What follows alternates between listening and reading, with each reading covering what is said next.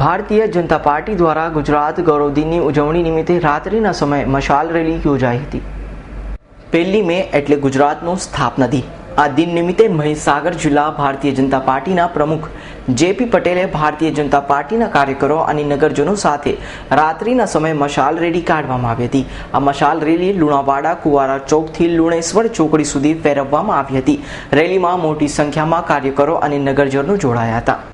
આજે 1 મે એટલે ગુજરાતનો સ્થાપના દિવસ, ગુજરાતનો ગૌરવનો દિવસ।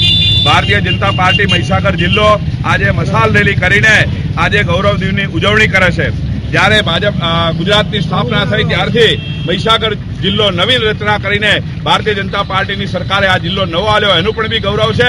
અને આજે આપણી સ્થાપના થઈ હતી ત્યારે ગુજરાતનું ગૌરવ છે। પહેલા આપણે મહારાષ્ટ્રના સ્ટેટમાં હતા, એમાંથી આપણે આજે 55 વર્ષ પૂર્ણ કરીને એની બર્થડે ઉજવવાનું નક્કી કર્યું છે। ત્યારે ભારત માતાની જય અને વંદે માતરમના નારા સાથે અમે આજે આ રેલીનું આયોજન કરી અને આ બર્થડે ઉજવી છે। ઇકબાલ શેખનો રિપોર્ટ, S9 ન્યૂઝ, શહેરા।